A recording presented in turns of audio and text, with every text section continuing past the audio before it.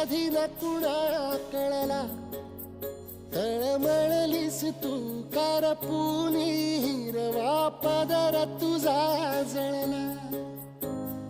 छळ केला पिढी जात तुझा ग उखडून वनराई. अपराध किती झाले पण आता शरण